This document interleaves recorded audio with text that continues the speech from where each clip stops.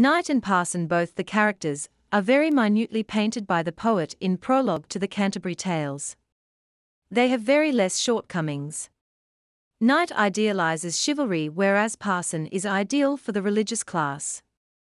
Chaucer's characterization is worth mentioning, as he is a keen observer of humanity. He knows human nature very well, and by closely observing it, depicts in detail what he sees. His characters are not motionless. They move, laugh and talk on the way to Canterbury. Chaucer is called a painter of words. He makes pen pictures of characters whom he sees during his journey. Like a dramatist, he first describes his characters and then, by mentioning their attributes, leaves his readers to judge them. Let us shed light on both parallel characters one by one. The Knight in Prologue to the Canterbury Tales. Knight is the very first character in Prologue to the Canterbury Tales. Chaucer describes him as a brave and lovely person. He fought for his country as well as for his religion. Chaucer does not only observe his clothes, but also his nature. According to him, the knight likes simplicity. He is accompanied by a square. He has won many battles for his people. He lacks pride, unlike other knights of the era. Bravery and courtesy are the two major ingredients, which have been observed by Chaucer.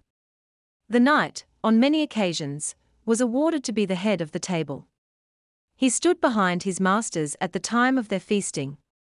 The knight is a symbol of the upper class of the 14th century. The Parson in Prologue to the Canterbury Tales. On the other hand, the Parson is a symbol of religion. By reading about this character, readers could easily draw the conclusion that the total religious class was not corrupt at all. There were some persons in that society which were spending life for others. The Parson was a very humble and generous person. He gave tithes to others from his own pocket. He visited the oppressed people even in rain with a stick in his hand. He was a very pious man, who did his best to save himself from the dread of God. Chaucer describes the Parson as an ideal religious person in Prologue to the Canterbury Tales. He helped the poor as well as the sinners. He loved sinners but hated sin. He was of the view that if gold rusted, what would iron do? He first acted on the gospel of Christ and then preached it to other people. Similarities in Parson and Knight. For the sake of comparison, it would be advantageous to mention here that the Knight, the Parson and the clerk are idealized conceptions. Chaucer has given them superiority over other characters on the basis of their behaviors. Knight and Parson both are humble and pious.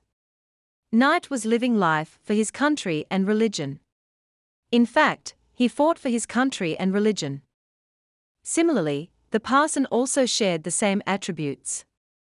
He was also living a life which was devoted to either God or his creation, humanity.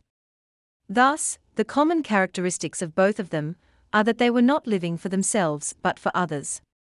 They liked simplicity. They did not seek the attention of others. They were not corrupt and they did not feel proud in helping others in any way. Consequently, both these characters share many similarities to the extent of simplicity, helping other people, and spending life for religion. Dissimilarities between Parson and Knight. So far as dissimilarities in them are concerned, the Knight is a representative of feudalism, whereas the Parson is a symbol of the religious class. In this way, the Parson represents virtue in the ecclesiastical world, but the Knight in the secular world.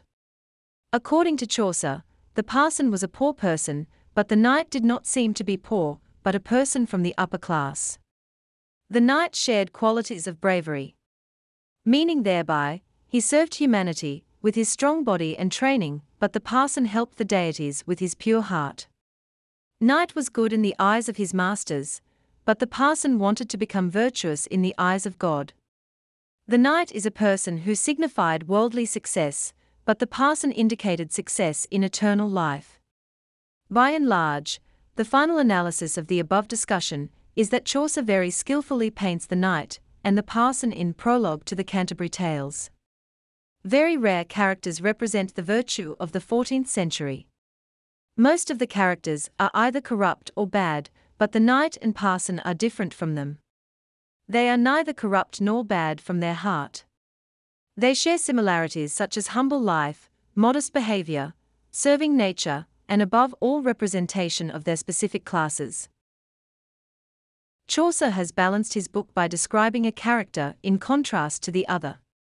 Parson is not in contrast to the knight in Prologue to the Canterbury Tales, but similar to it in one way or the other.